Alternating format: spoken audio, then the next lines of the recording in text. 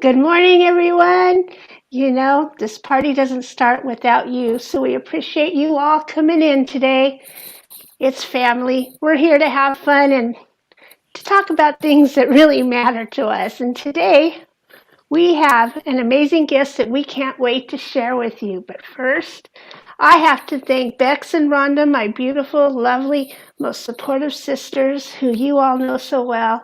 And I just want to send out love to them so much. Thank you guys for being who you are and shining like you do. So go to our YouTube page and hit the subscribe button and click the bell and all that kind of stuff and share it out. Whoever shares our show out, we have surprises for you, and we'll announce that at the end of the show. So, Rhonda, tell us about your amazing guest. Well, I am so happy to introduce you to Ryan Singer. Ryan Singer's a pretty famous comic. He's got lots of views on his comics, and he's the kind of comedian that I really enjoy because he's got like really great subjects, and it makes you think. And it's not just swear words and stupid things, but he's got really great things. He talks about the paranormal. He talks about history. You've got all sorts of things going on, but you also do the Me and Paranormal You podcast. And where I first heard you was on Jim Perry's Euphonet podcast. And I often try and steal guests from Jim's lineup because I love him and I know he's already figured out the best guests. But what really caught me and caught my attention when he was talking to you was that you developed this app that I actually did a Kickstarter with, which is the Crystal Eyes app, and which is just a unique app as far as I'm concerned. And I'm a real crystalholic. And so, Ryan, why don't you tell us a little bit about your origin story? Like, have you always been into the paranormal, or is this something that kind of dragged you in to the light side? Well, first of all, thanks for having me. Pleasure to be on the show. I love, I also love the idea that, it's like when you tell people you're a comedian or that you do stand-up comedy, so often it's, usually the first question I get is like, well, it's either tell me a joke or, well, do you use a lot of bad words? And and I've always, ever since I was a kid, loved using bad words. It's just how I got my first friends on recess, because I was kind of a loner weirdo kid. And then one day a new kid moved to school in like 4th grade or 5th grade, and I found him on recess, and I was like, let's run around and cuss. And he's like, we'll get in trouble. And then we started cussing and running around and realized we didn't get in trouble. And that was the beginning of a long, beautiful friendship. But I've always been into the paranormal to a certain degree. I think like most people, a personal experience or a strange happening really kind of kickstarts a deeper interest in the paranormal for so many of us. Because for so much of my life, I was kind of obsessed with and just in love with the idea of comedy in general, and, specifically stand-up comedy and, and then acting and things like that. And I was always very interested in the paranormal and grew up very Catholic with a grandmother who was into end time scenarios. And so I always believed in the supernatural, the mystical. I guess more people, I think really the only difference between like saying something is mystical and saying something is paranormal is by adding the religious component to it. And when you add the religious component to the paranormal, it now becomes mystical or a miracle as opposed to something paranormal or supernatural. So, and then when I got older, I started having, more and more experiences that I would consider to be paranormal. And, that really kind of drove me into like, I want to find out who else has had these experiences. And, I was like, I wanted to do a podcast for a couple years, because I think I started in 2014 with Me and Paranormal You. And I didn't want to be another stand-up comedian with a podcast about comedy. And I was like, I have to find a show idea that is personal enough, yet also has the potential to be entertaining enough to feel like I can do this and commit to it. I don't want to launch a podcast that only goes for 3 months because I grew tired of it or bored, or I didn't want it to become a hassle. So, I mean, my whole life has been passion projects, right? And you just hope that these passion projects can become a bigger part of our life when, and maybe even lead us to sustaining ourselves by doing them. And that's the same thing with the Crystal app. It's called Crystallize, one word, Crystal, EYES, like your eyeballs. And the reason we named it that is because, it helps you identify your crystals by taking a photo. And at the time we started developing the app, there were no crystal identifier apps on the market. A couple launched right before we did, just because it took us about 2 years after we started working on it to actually get to market, because it was just myself and 3 of my cousins who live back in Cincinnati, who are all kind of software engineer kind of business guys, right? And they're into crystals too. Yes, and also into crystals. So we didn't have the budget or the I should say resources to build the app in 3 months, like maybe other companies might have at their disposal. So unfortunately, we weren't the first to the market, but I don't think that really matters, because we have a very long-term goal for the app, as opposed to let's just put an app out there and make a bunch of money. And because we want to truly build a community for the conscious consumer, because I think ethical sourcing of crystals is such a big issue. It's very important to me, especially once I started learning. Like, I have no idea where all my crystals have come from, and I have potentially purchased a lot of crystals and stones from crystal stores that are buying them from a distributor who's sourcing them from, whether it was the mine like lapis lazuli, where a lot of lapis lazuli comes from mines in Afghanistan. It's one of the biggest places to get lapis. And, does the Taliban make money off of me trying to, have lapis lazuli in my house for luck, or you know what I mean? So I, it started to like bother me. And then the more I dig into it, the more I start having conversations with people from organizations like IRMA, which is an acronym that stands for Initiative for Responsible Mining Assurance. They're a nonprofit group who has done so much incredible work about trying to get mines, companies, the supply chain. They're all about building supply chain transparency in the mining industry. And they work with like the biggest mines in the world. And I see someone's commenting Rock Identifier. Yeah, they were the first one. That was the first identifier app that hit the market. They've got a bunch of different ID apps out there.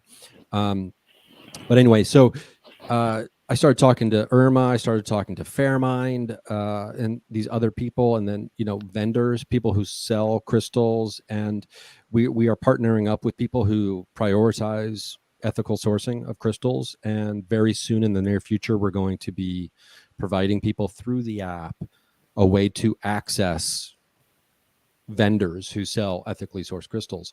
We don't at this time have any immediate plans to start selling crystals ourselves. I mean, that's a whole nother thing. But it's a big thing. Ideally, in the future, what happens is we start slowly but surely building out our quote unquote marketplace, where we're connecting you or the consumer to people who are selling ethically sourced crystals. Because there's a lot of people out there making a pretty good amount of money selling crystals.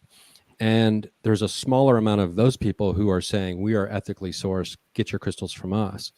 And there's even fewer amount of the people who are saying they're ethically sourced who are willing to discuss in detail how they are ethically sourced or where they're getting their crystals. Now, here's the thing about that we understand it's a competitive marketplace, under the umbrella of capitalism. We all understand that. And if I give away my sources where I'm getting my great stones, everybody's going to start going to them for where I get my stuff. And maybe they'll like say, well, we'll go 10 cents cheaper on, the pound, or we'll give you 10 cents more or a quarter more. Now I'm going to lose my supplier because I'm telling everybody where I'm getting all my stuff. And so we understand that. And I have purchased a ton of crystals over the years. But And it's also that illusion of there's not enough, right?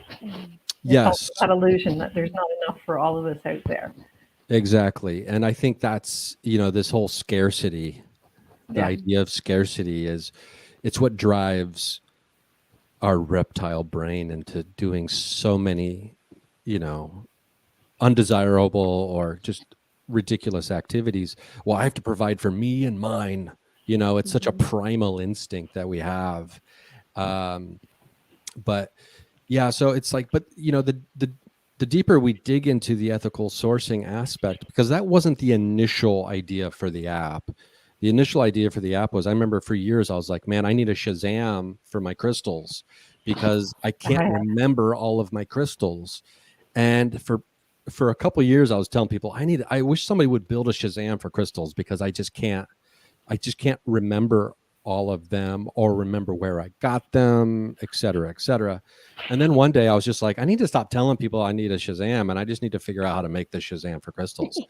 And so I talked to my cousins and we got to work on it. But I think the fun thing about the app too is it's the only identifier app for crystals that was built by people who love crystals, for people who love crystals, as opposed to just a straight up identifier app. I mean, I'm not trying to throw shade on the competitors, but for example, Rock Identifier, they say they can identify any rock, crystal, mineral, stone that's in the world or whatever. We don't have that capability at this time, to do that. And a lot of people who are into rocks and rock hound, they love to rock hound and things like that. They despise people who start talking about crystals in the woo-woo kind of way, which is why I'm into it. Some do. Some are okay. Some are okay, but there is a lot of pushback from the skeptical scientific, because we live in this dualistic world of right versus wrong, left versus right, science versus spiritual, and and I think we know that being in the middle is a lot more fun. Yeah, I mean, I came from the background where, I had all my rocks identified before I realized they had other properties. And I'm just wondering if you have enough crystals and things around you, if they don't start influencing you. Talking to you. I mean, where I come from a background that every crystal has its own identity and its own energy, and that when you get a new crystal, you need to treat it like a guest that's come into your home and sort of welcome it, and and it may have had a real rough journey to get to your house, so you need to sort of help it along and to settle into your place. But I don't know if all the crystals that you've been working with all your life have sort of maybe, I think we got to get Ryan to get us ethically resourced, because it's like the calls coming from inside the house. It kind of reminds me of, was that from like the movie Scream, in the original movie or something? But Right. yeah, maybe that's the trick. Maybe we do crystals for peace, and we just start sending crystals to everyone who needs to change their mind about wanting to be and those computer guys who think they're not influenced by crystals, like they've got them all over the place. They don't realize it's all in your equipment that's looking at you right now. So is it kind of is it part of the reason that we're maybe up leveling as a species because we're exposed to crystals and we're getting? That's interesting. Isn't that a way to think of it? I don't know. It's weird. That is interesting. And I remember when I was having a conversation with someone from IRMA, they're like, well, because I was like, we want to join IRMA. We want to, have a partnership. But at this time, we haven't even launched. We're not making any money. And they're like, well, typically we work with, our partners, because it's a pretty big initiation fee to get in to IRMA.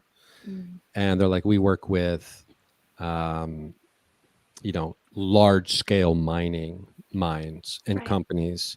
And so we don't really know if crystals is a fit for us. And I was like, well, I mean, quartz is the number one crystal in the market because there's so many different times, and that really piqued her attention.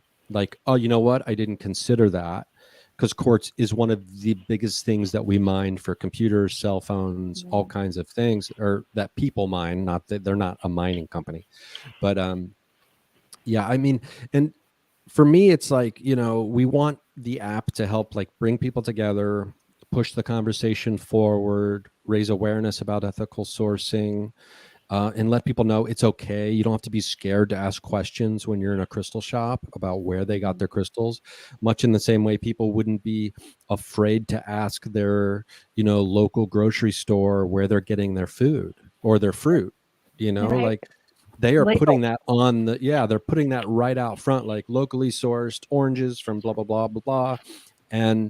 But, oftentimes people don't want to, they feel like they cannot ask these questions, and because they've been responded to not in a great way when they have, because you'll often hear just the phrase, we have trusted sources. Yeah. We have trusted sources. That's the number one phrase that gets thrown out. And we don't expect every crystal shop in the world to just all of a sudden flip a switch and be like, we can't sell any crystals that we don't know where they're coming from. They all have to be ethically sourced, except because, they're trying to, pay their mortgage, so to speak. And, and they're getting them from a distributor. Like, this is the thing, like when people walk into a crystal shop, especially if it's one that has, and there's a couple of crystal shops in Los Angeles where I live that I love. There's a place called the Psychic Eye Bookstore, and I could spend 4 hours in there because there's tarot decks, there's books, there's incense, there's little statues, there's all kinds of crystals, there's jewelry, there's all kinds of stuff. And it's just a magical place. They have readers they have like 5 or 6 rooms where people do readings for people. It's a really magical place that I love going into. But they get the reason they have so many different crystals that you can choose from is because I'm assuming they use a distributor and, or multiple distributors probably. And those distributors have the relationships with the people, all the different mines around the world. So the hardest part for people to, I think, swallow, so to speak, for moving forward and realizing they can only purchase ethically sourced crystals if they want to be a conscious consumer, is they're not going to be able to have every crystal they want. And right now we can walk into a crystal shop and we can get anything. We can get moldavite, we can get lapis, we can get, Lemurian quartz, we can get all these different things. But that's going to be the hard part, bringing people to shrink their expectations about all the different crystals they want, because I want this crystal and I want it now. And so that's going to be the hard part, and you're probably going to have to start paying a little bit more money for for that peace of mind. It's like that organic foods, you pay more. Right. Exactly. And shopping locally. Like, yeah, you have people that, well, we're lucky where I live because the Canadian Shield's just north of me, and I can go to a rose quartz mine, and I can go to a burl pit mine, and go and pick up my own for a fee, and go and visit those places. Oh, the rose quartz mine is amazing. You go over there, and it's a mom and pop, and they have this big rose quartz mine, and they've been taking out their rose quartz for years, and it's pretty cool. But you guys probably don't. Not every place has that, I guess. Yeah, I mean, that's where it gets tricky, because I understand, there's things that we want, and we live in the modern digital age, and I can, with a click of a couple buttons, I can literally have almost anything. I can have a car delivered to my house. I can have, bananas. It's a beautiful, magical idea that, we have access to all of these things. Now, what comes after that is realizing, oh, well, and we see this play out in so many different ways with so many different things. Oh, well, where is this stuff coming from? Right. Whether it's the shoes we're wearing or the clothes, the T-shirts that we have are like, oh, well, kids are making these? And then it's like, oh. So I think, the idea that we understand that it's a process, right? And, right now we have one vendor, her name's Carolyn, signed up, who we're going to be hopefully by mid-April launching the function in the app to where we're connecting people to her and her crystals. And she, she's just one person with maybe an assistant or two, in a very limited amount of crystals and types of crystals that she's selling.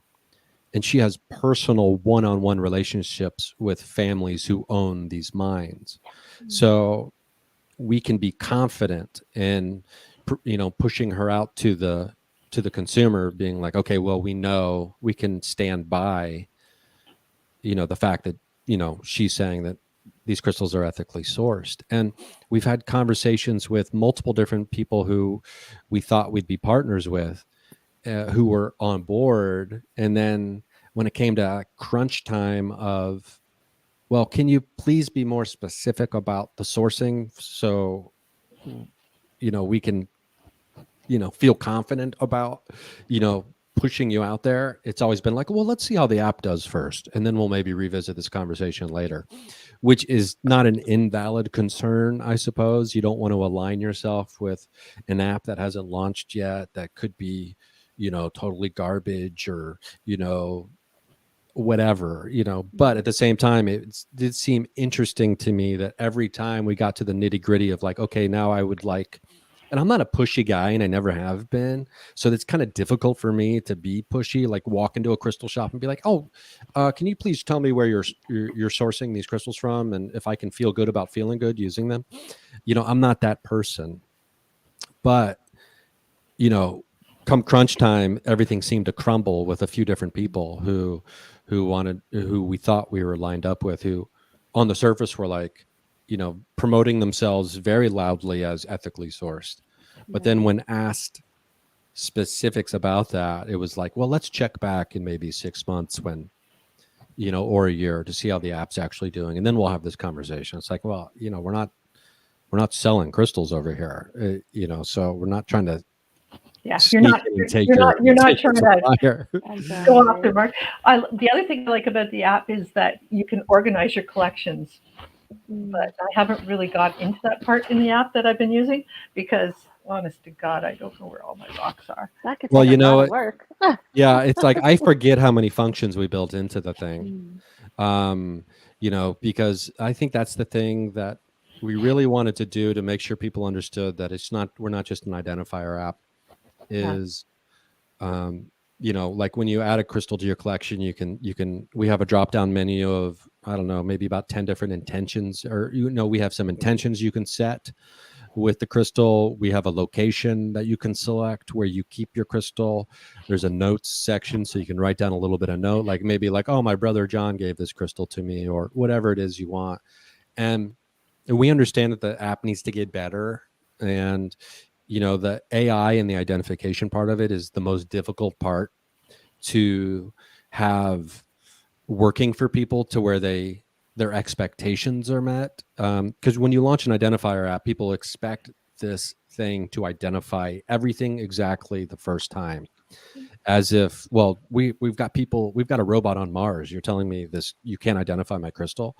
You must not be a very good. It's like, well, do you realize it's a computer? It's not a person. And you can't remember, so how can exactly. you can't remember what you bought, so like give it a break. Yeah, so that's our biggest challenge right now, is working on improving the AI of the brain, and I think here in a couple of weeks we'll also have 100 more crystals added to the identification, so we'll have nearly 200 crystals that will identify, and we're improving the original 100 while we're adding another 100. So and over time it's going to get smarter, because on the because you have to collect photos, and the computer learns those photos and says, well, this is what that crystal is. And so we collect all these photos and we train the brain by looking at these specific photos.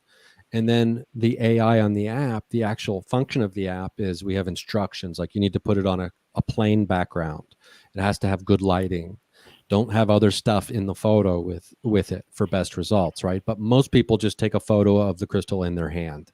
And we realize that, even though, it's better served on like, maybe a Yeah. a white or black, background or tabletop. But the more and more people take photos of these crystals, we're able to use those photos to train the brain Yeah. to more accurate and realistic photos that people are taking. So over time, we put those photos back into the brain to train it. And so, a year from now, it's going to be so much smarter than it is now. That's the exciting part. But like, that's kind of the hook that we want to get people in on the app, and then kind of subtly have all this information, all these articles written by people, and then information about ethical sourcing to be like, oh, because, hopefully a few people are in the app because they want to identify something and then realize like, oh, there's some information on ethical sourcing. I don't really know anything about that. And then boom, then we get the ball rolling, and then the community starts building a little bit. Like we have the collective, which is my cousin, it was his idea to add the collective, and I was like, we don't need something like this in the app. But he was so right, because people can take photos and just post them to the collective, and we don't have comments on the collective, because I was very fearful of like, I don't need this app turning into social media Facebook for crystals. Yeah, I was like, I don't want that happening. That's a lot of work And then to do, yeah, but I Moderate. think for the most part, you can count on people who are downloading a crystal app to not be doing that in the comments. So I think we do have plans to at least experiment, maybe change that and see, because the collective is a fun little area where you can see people's specimens. It's been pretty cool.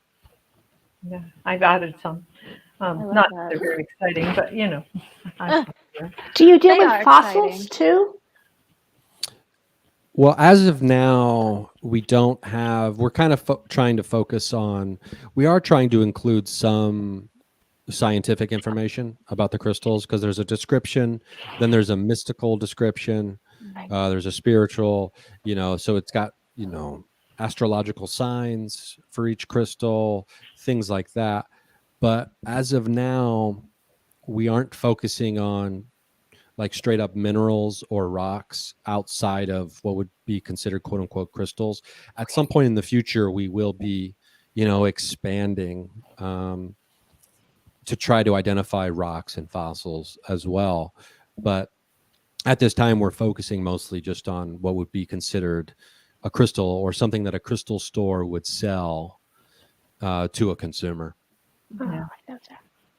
it's cool. Do you use crystals in your life every day? Like, do you wear them? I guess you don't have a bra to stick them in, like Nancy Louise, who went to the airport and got buzzed for them.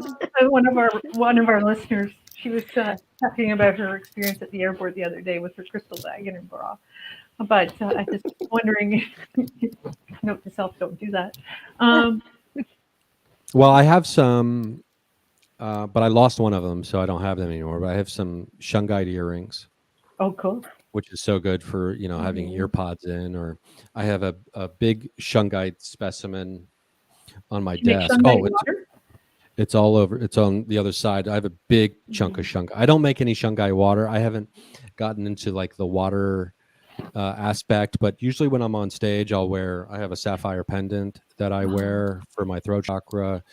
I like carnelian when I'm on stage performing. The creativity, I love that. Yeah, and I have some black tourmaline, some onyx, things like that I'll also wear on stage, or like put in my pocket maybe when I'm on stage to help keep me grounded, even though I'm trying to be blasting off at the same time. So I used to wear moldavite, a beautiful moldavite pendant I bought years ago. And I've worn that on stage a few times, and every time I wear it, and I don't know if it is me, like a self-fulfilling prophecy, the show is insane. Wow. Like I can't stay on track, if that makes sense. I'm like literally I'm all over the place if I'm wearing that moldavite pendant. Does that make your stage. ears buzz? Like the moldavite? It doesn't make the moldavite doesn't make my ears buzz, but it does make me feel really Spacey. loopy. your Yeah. state. Yeah, you make it. I mean, Yeah, that's for sure. that's one of the things they tell you not to wear it for very long if you're not adjusted to it, because it will make you feel very scattered and spacey way up here. So you can't really pull yourself back down. So you have to take it off and kind of ground yourself again. But I yeah, sleep that's with it pretty. under my pillow. Oh, you're brave. Oh my God. It gives intense Brave. dreams, I tell you. Wow. I had to take it out of my bedroom when I got it first. Mhm. I said, oh my God, I don't know what's wrong. Oh, it's in my bedroom. So I had to take it out. Mhm. Yeah, a friend of mine uses it for very special meditations Mhm. and just places it on his forehead as he kind of leans back. And I've done that a few times, and it is, the energy is it's pretty intense, and I'm not always I guess ready for it.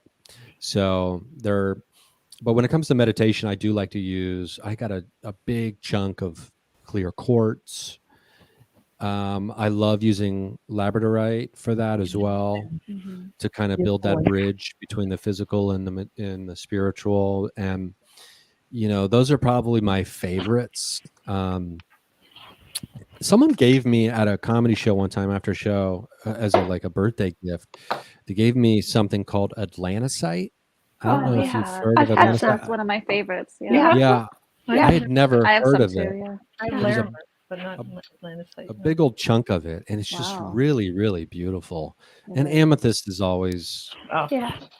it's always such a beautiful piece. everywhere. Yeah. Keep that in pink quartz everywhere. Of course, Yeah. we have a lot in Ontario. We have a lot of amethyst and orlite. What is it? Or like 23. Yeah, I have that on right now. It Oh, comes I love that. from New Yeah. Thunder Bay. So yeah, we have that. Mhm. I love And that one.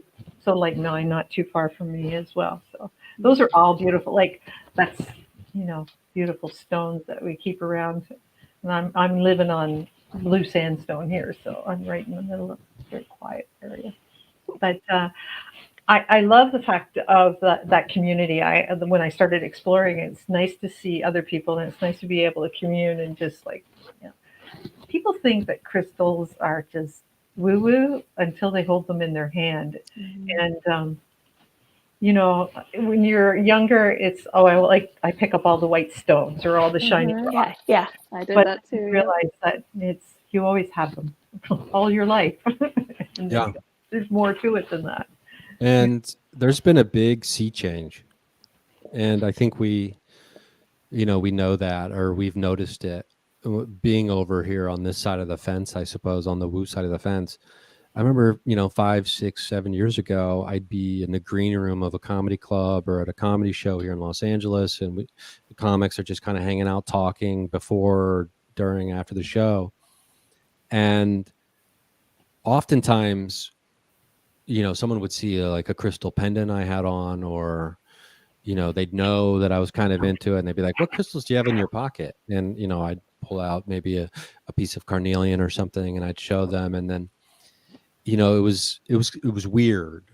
And, cut to now, every time I'm in a green room of doing a show or hanging out with other comedians, at least half of them have crystals. Oh, nice. And they probably And come in the green room. Mhm. hanging yeah, around. so, and you'll even see that. I mean, my therapist has crystals all over his office, Right. which is one of the reasons when I first went to him, I was like, this might be the guy. So they are showing up, and not only are they showing up more places, but I think over time I've started realizing, or rather noticing, them hiding in plain sight already. Mhm. Because it's a $1 billion plus industry, crystals themselves. And you can break that down into home decor, jewelry, spirituality, etc. But it's a $1 billion plus industry. And it's just that, and once you start wrapping your brain around that the scope, the largeness of it, then you realize oh yeah, there's a lot of work that needs to be done because there is no industry standard for ethically sourcing of crystals. Right. Not in the way that there is for gold or diamonds. Mhm. You can feel pretty confident about crystals that you buy that are from mines in the United States. I mean, you can feel pretty good about that. But then when you start, buying crystals that are sourced from anywhere else in the world that don't have, you have to look up individual mining restrictions or guidelines, etc. But IRMA's done all the hard work for everybody already. They've already got the protocols and the framework of how this should be done, and they're signing up more and more mines every month, every year. They're getting more people, more companies involved, because the beautiful thing that they do is they have a board of directors from, I believe it's 4 different quadrants of the industry, and all 4 of them have to agree to something before they implement it as part of their protocols. And they have the mine, they have the seller of the goods who will be at the end of the supply chain. They have the actual supply chain people, I believe, and then they also have the affected community. So the people who live where the operations are happening also get a vote, which is so important when it comes to companies that want to cut and run and leave like an indigenous population stripped of all their natural resources with the promise of, hey, we'll give you a bunch of money real quick, and then they leave with a mess and pollution, and then a little bit of money that lasts them for a little bit, but then it's gone, and now they don't have the resources there anymore either. So that's the beautiful thing about IRMA. And so they've done all that work. We just need to take it and apply it to the crystal world. And it's not easy. It's not cheap to become ethical in business. So it's you have to kind of do it on a smaller scale, and you have to realize that, some of these mom and pop shops, they can't have someone walking in with, a hard hat and a clipboard and being like, you need to change this, you need to change this, you need to put this in, you need to make sure this is happening, and they're just like, where am I going to get that money to do all this? Just because my things are 4 inches too short from what you think I should be building or whatever, the list goes on and on. So it is a process, but the heavy lifting's already been done. And it's just a question of, people aren't going to change the way they do business until the consumer demands it.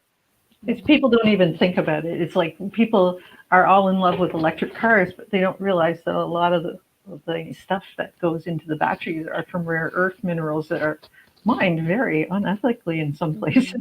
And they don't realize that, we're doing such a good thing for the environment. But are you really? Until we have that battery thing figured out, we aren't. We're just making another bunch of garbage that we have to get rid of. And I think instead of blaming consumers for not being smart enough to know where they're getting their goods or what they're putting into their bodies or what they're purchasing, I forget where I saw this, but it was maybe a few months ago. I read an article where someone was talking about this. It's not my idea, is basically what I'm saying, but I wish I could remember who to attribute it to. Big business has done a magic trick on us all, making us believe we're the ones responsible for saving the planet, which we are, right?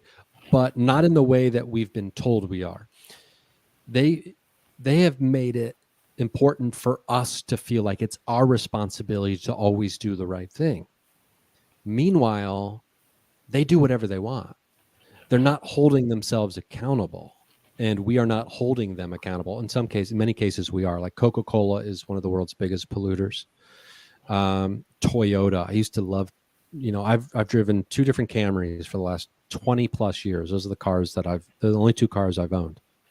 Toyota is like top 3 in the world's worst offender when it comes to, the way they do business. And I see that and I'm just like, ugh, I can't buy a Toyota now, but it's, for my next car, I can't get another Camry, but it's not us who has to do everything. I mean, we can't let them just do business however they want and then us feel bad because we have been provided these awful supplies that we have to now figure out how to dispose of, right?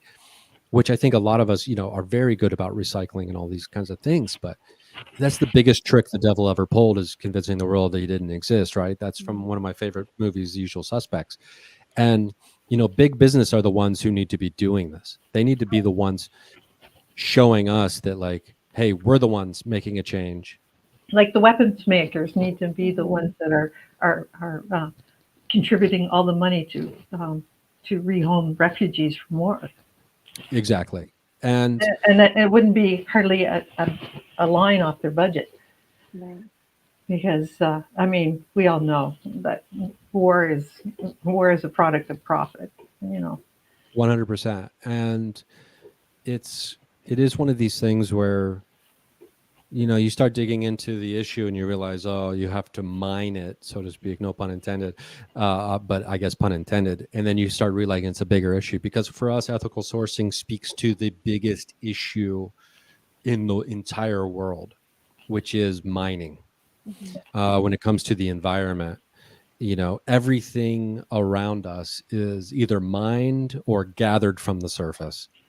And I mean, everything. And there is no bigger issue in the world than how are we mining? What are we doing to make it sustainable? And what are we doing to affected communities?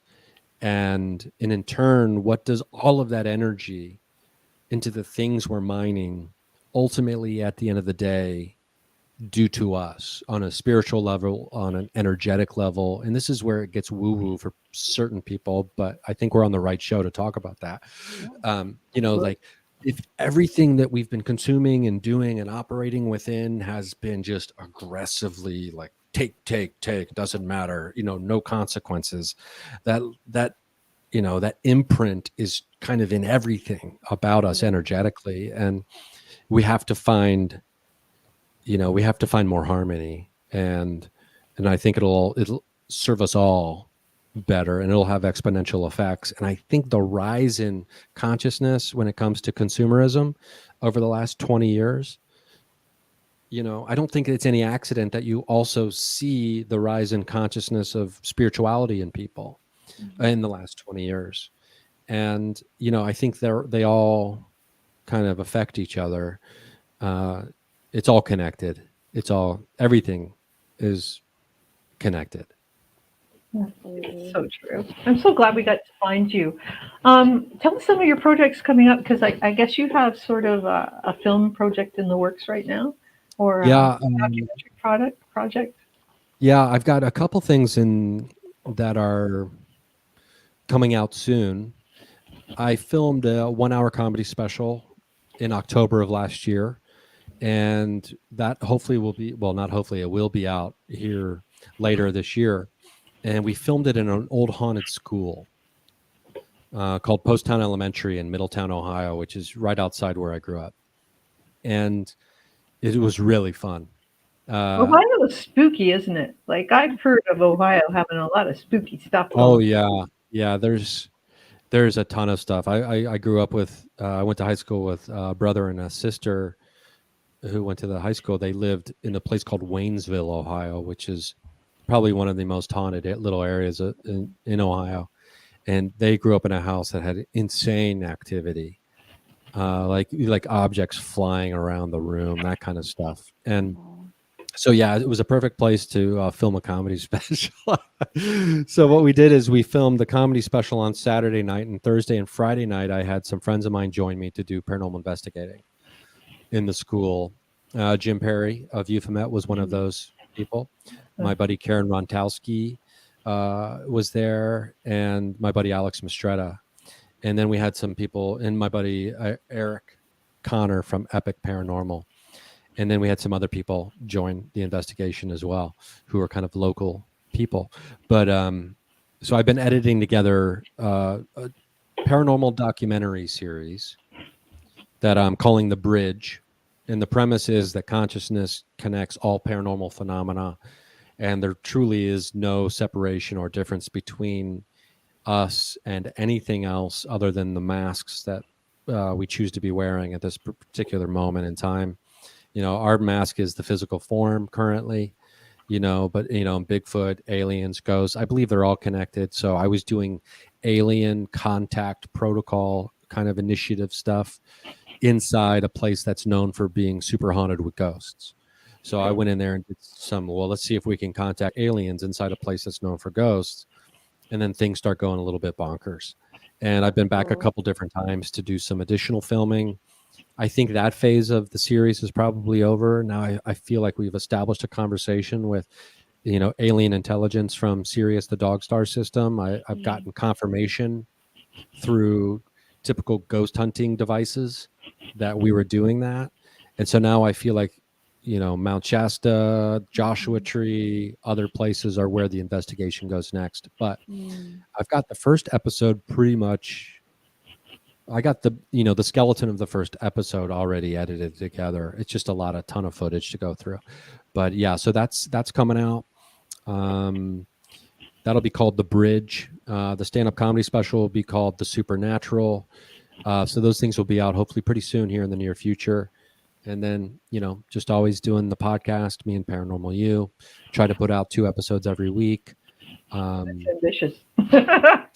So, and then trying to, keep my stand-up comedy career alive, post-pandemic, trying to get back out there and start doing tour dates and things like that again, which I've got more booked later for the summer mostly than immediately. And I got these couple characters I've been doing. One's called Trip Coltrane. He's the last of the cowboy poets. He's just a fun character I did around the house for a while.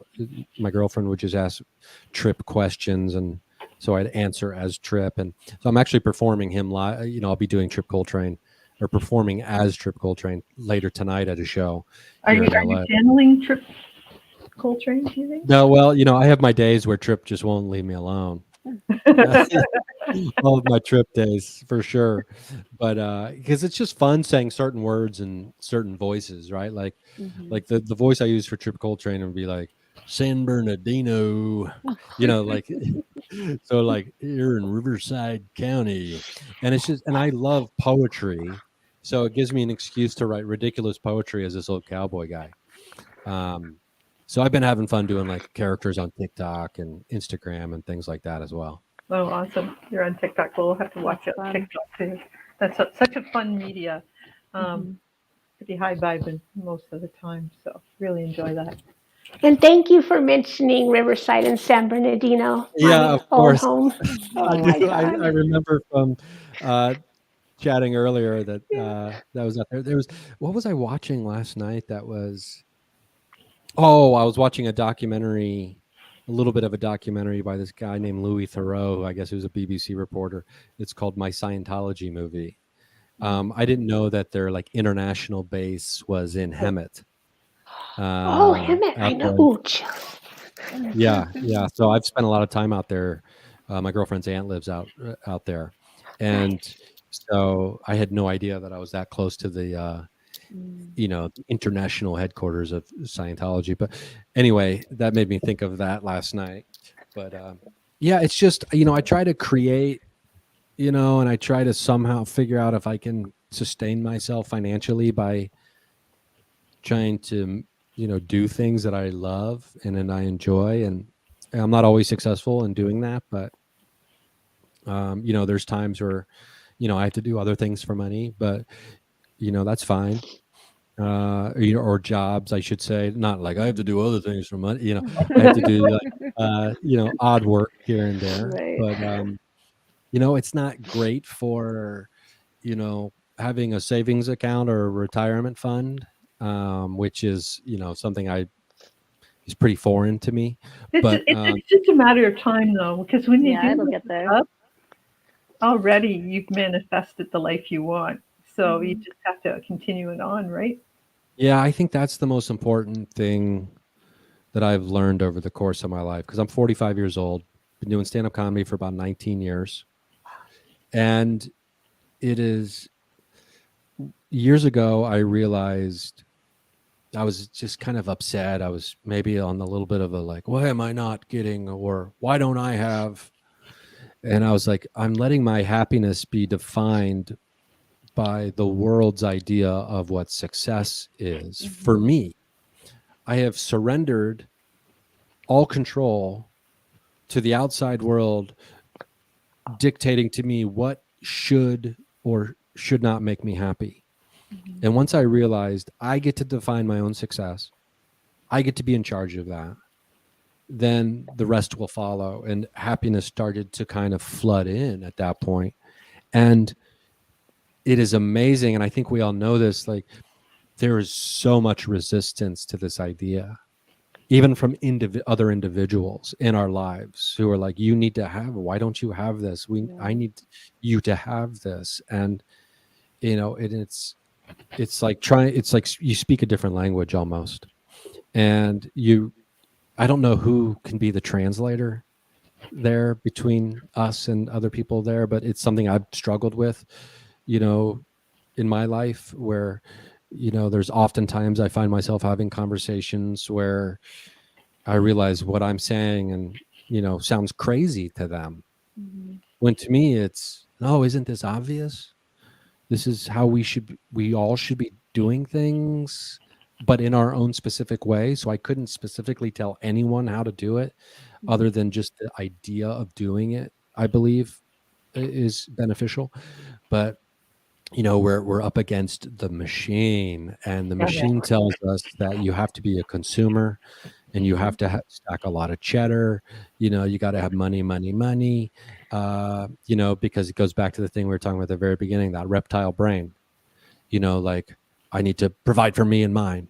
And if I don't have the plan set up to do that, then fear, questions lead to the unknown, leads to fear, and fear leads to anger, and anger, unfortunately, so many times leads to violence, which we can see play out in the world around us. And the world tells us to be jealous of other people that have something that we don't, instead of blessing the people for having that, knowing that there's enough, like that Hawaiian blessing where you bless what you want.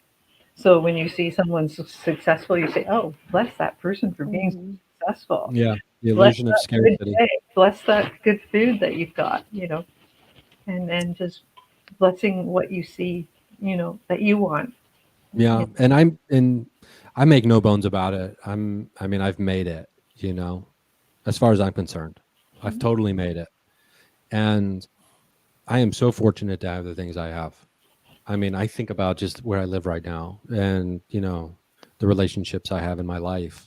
And I'm just like, wow. I mean, if, you know, 12-year-old me could see the future, I'd be like, wow, how did I do that?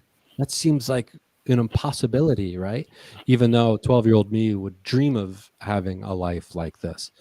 And, you know, so I try to do my best, you know, every night before I go to sleep, I really try to focus on all the things that I'm grateful for. And, you know, it needs to be more of a inaction kind of thing, you know, in the moment, being grateful for everything. But it's nice to have these conversations to be reminded, right? And I mean, because I need to be reminded all the time of these things. And that's why it's nice to hang around people like a community, because if you're the like-minded community then there's so much less judgment and you're allowed to do for sure. Freak, like, fly, whatever, you know. And I find watching when I really need to be inspired, I find a lot of inspiration through musical documentaries, like documentaries about, you know, musicians that I really love. And I watched the documentary about Bob Ross last night.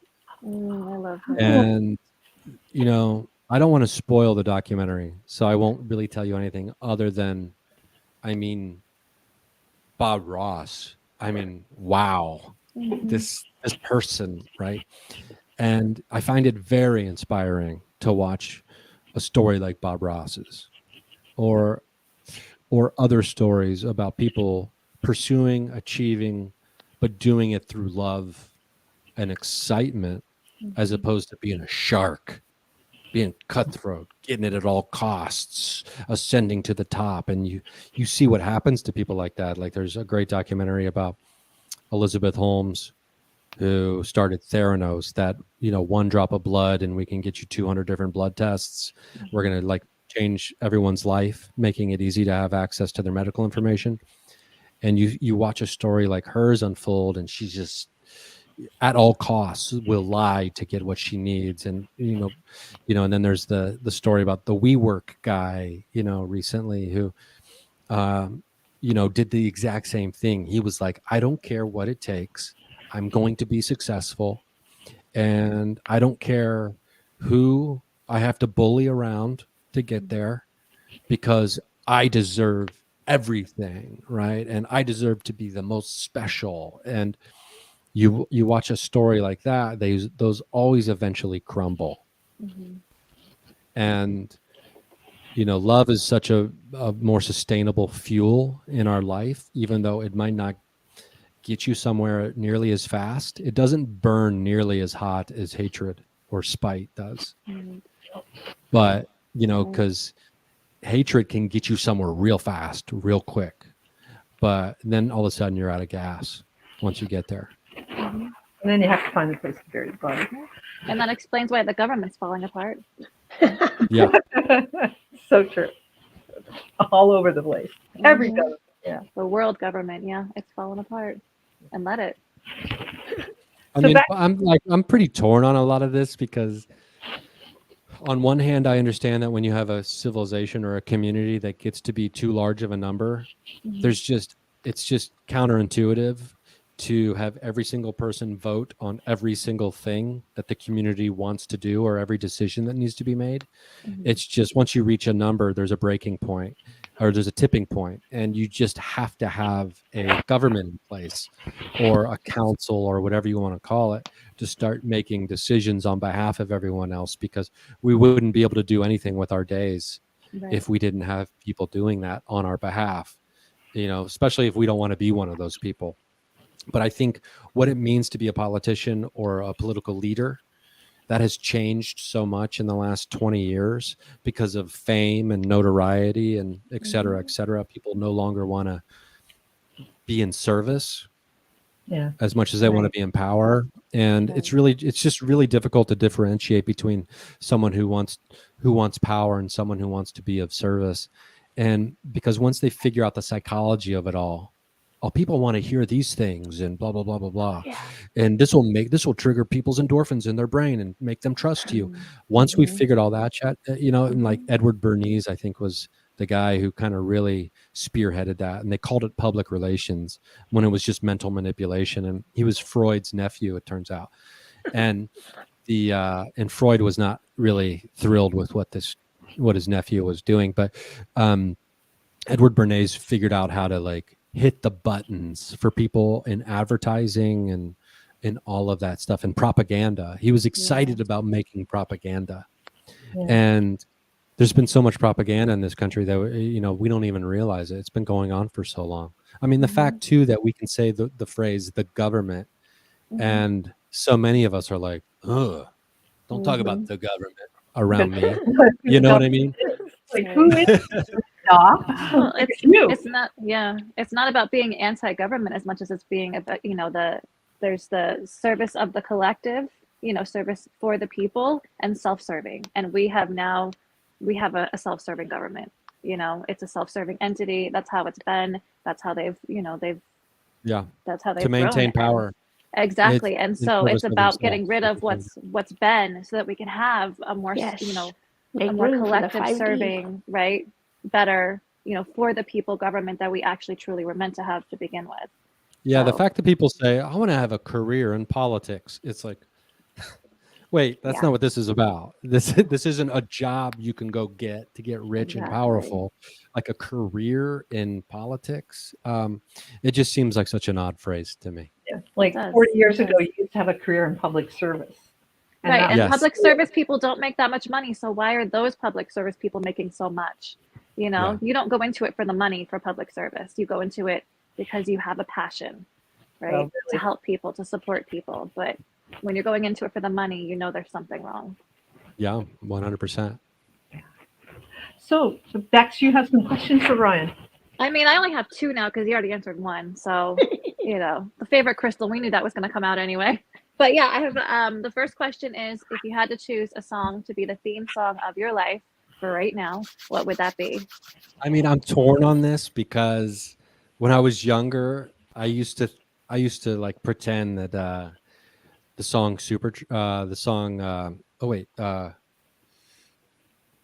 why can't I remember the name of it now? It's by Supertramp. Uh, it's not The Long Way Home. A logical song? The Logical Song. Okay. Thank you. I used to think like, oh, the Logical Song. That's me, man. You know, like they sent me away and taught me how to be logical. You know, but at the end of the day, I realized that I'm not logical. I'm like spiritual, and you know, I'm outside of that. And so, like, if there was a song that I aspired to, I guess in a strange way, it's the Logical Song by Supertramp, and it's a really great song. I mean, I really rock out to it. Yeah. But you know, it's, you know, and I also love, you know, I'm a big fan of the Beatles because I was raised on the Beatles growing up, and my dad was a huge Beatles fan. So when I grew up, it was like, you like the Beatles and you like Robert De Niro. That's your favorite actor, and the Beatles are your favorite band. And you know, All You Need Is Love is such a beautiful song. And so that's something that I try to, that's like what I aspire to. That's probably the song I aspire to. Perfect. Awesome. Okay, and the last question is, have you ever experienced extra dimensional intelligence, meaning visitations, UFOs, things like that? Yeah, I don't think we have time to talk about all the different examples. But since it kind of ties into what we were talking about earlier, on the most recent time I went to Poasttown Elementary School, on the first visit in October, we did something called CE5 protocols inside the school, which CE5 stands for Close Encounters of the Fifth Kind. And Dr. Stephen Greer has kind of spearheaded all of this. And you know, laid out these protocols, and there's an app you can use that have certain tones and music and things. So we did that, and we did this meditation, the CE5, like a version of it, and in an attempt to open up a line of communication with extraterrestrial interdimensional intelligence. I believe that we did that night because we were getting certain words from the spirit, or this thing called the gateway device that Eric Connor had built, where it kept saying east. So I went outside, and there was only one star that we could see on this particular night because it was cloudy. And I got out my compass, and it was almost exactly 90 degrees east. Wow. So I start blinking a laser pointer at it, right? And then as we're outside, a couple people still remain upstairs listening to the device, asking questions, and answers, like weird things are coming through the device. So the next night we go back out, weird stuff happens again while we're outside, and they're upstairs listening to the device. Cut to the Estes method, or sort of like a kind of a way of like the Estes method, or we weren't using the Estes method. We just had the gateway device like on a desk, blasting out loud, asking questions out loud. Excuse me, and seeing what came through. Cool. And so cut to my third trip there, which was at the end of February. And I had done research. I looked at the star map, the time and the date, you know, and it shows you what stars where exactly at what time. And I'm like, oh, the star is Procyon. And I just happened to be reading a book where it was referencing Procyon and some other stars. And I was like, well, this is a great synchronicity that this is happening right now. And I'm like, wouldn't it be great if it was Sirius? But I was like, Sirius on the star map doesn't line up with what I believe I was looking at, because Sirius is one of the most famous stars for having ufology and visitors and etc.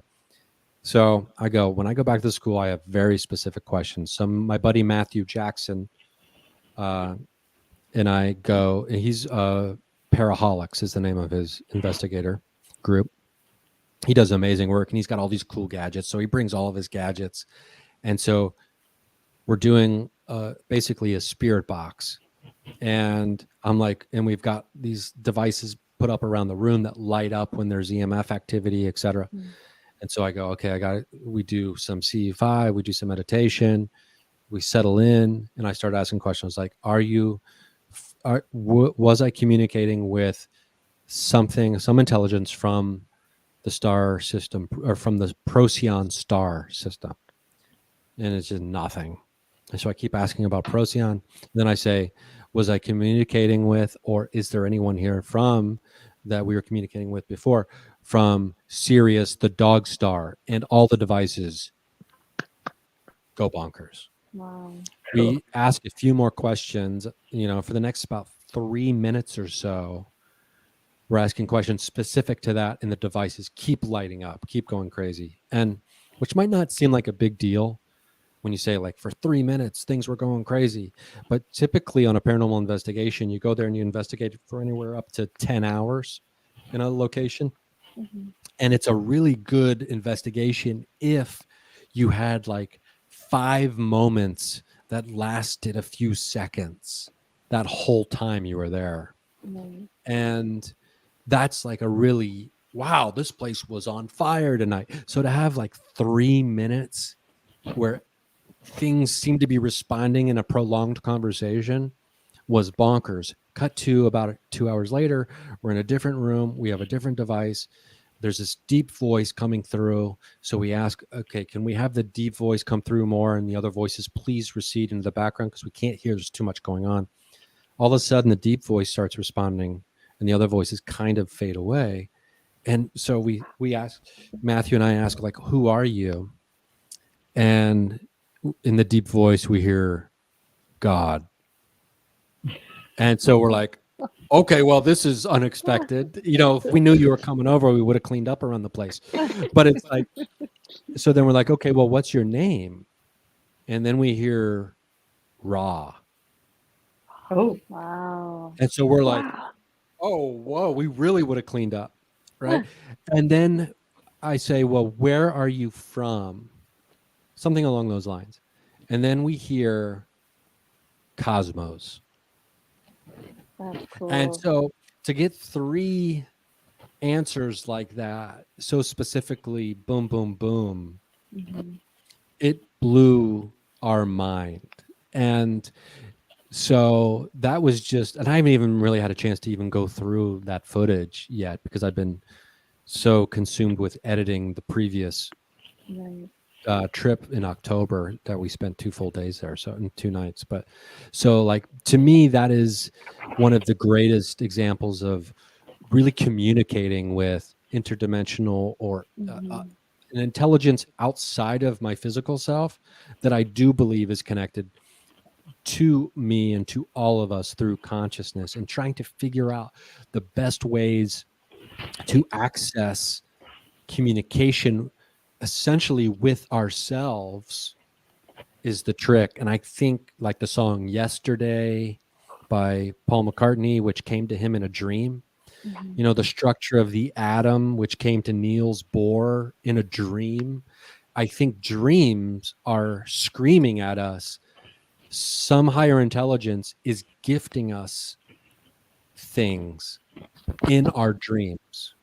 And if we can reflect those back to this intelligence outside of ourselves and be like, hey, we are now aware that you have been giving us these things, essentially communicating with us in our dreams, then the intelligence theoretically might say, okay, now you understand that we're talking. We've been communicating this whole time. And now that you figured out that this has been a conversation, we can take this conversation further. So I just have to figure out how to try to reflect, like, whether it's, the discovery by Niels Bohr, or the obvious one is just play the song Yesterday when I'm doing a paranormal it would be a investigation. great one to flash Right. in CE5. Yeah, so that's the plan. I just can't be like posting footage of that necessarily without getting dinged Right. by copyright laws. But this is bigger than copyright laws. We're trying to communicate with the universe. So I think maybe Paul will understand. Yeah, that's so cool. It's funny when you were talking about how kept saying east. One of our audience members, Robin, was saying the rising sun, the sun, the sun, and then you finally said Rod. She's like, the sun. Like, she was making that connection from the very beginning. Oh, So yeah. that's awesome. Yeah, it was almost too perfect to be believable in the moment. Yeah. But I think that's that's the most fun part about doing paranormal investigations and being, a student of the esoteric and all this other stuff. Is it's too often to even count how many times we get to say to ourselves, well, this was too perfect. I couldn't have scripted this out any better. You can't make it up. You No, cannot make that I'm shit glad up. you're helping to make the paranormal normal, and that's what it should be. It's only paranormal because Lack of understanding. so much to learn, right? We need so much to learn, and so we put it in that box. Paranormal. It's really probably normal, but we've just It's forgotten. been around longer than we have. So yeah. Yeah. Awesome. That's Thank you. so cool. I'm going to Bex. You I have. just have to announce the winner real quick. Yeah. The winner of this week's Soul Spa meditation is Cindy Aldrich. Congratulations, Cindy. And you guys make sure you share it out so that you can win. Whoever shared out the most will win the Soul Spa meditation, which is amazing. We take you to Egypt. You get healing. You get a channeled message. You get just an amazing experience. Teresa brings us through the meditation, and she is so gifted, so gifted. And Rhonda brings the Reiki in. It's beautiful. So you guys definitely want to share out so you can get a chance to win that. Other than that, who do we have next week? We Is have that Holly? Hannah and Holly. Yeah. Oh, really? How exciting. Yes, she's next week. Teresa brought her in, so it'll be an amazing guest as usual. No, Rhonda did. Oh, Rhonda did. Oh, sorry, Rhonda brought her in, of course. And thank you so much, Ryan, for hanging out. We really appreciate it, and we would love to get you back to talk more about your paranormal investigating and stuff. That would be an amazing topic in itself, and our audience is loving it. So they definitely want to hear more. I'd love to do that. Maybe once everything starts to be released and comes out, maybe we'll revisit it. That would be great. Yeah, what a fun chat. A great way to spend my morning. Thank you so much. And so remember to download Ryan's podcast, Me and Paranormal You, where you can get your podcast of us as well. And so you could just fill your whole drive with Ryan. So awesome. Thank you so much. Thanks again for having me. Thank you. Have a blessed week. Thanks. Namaste.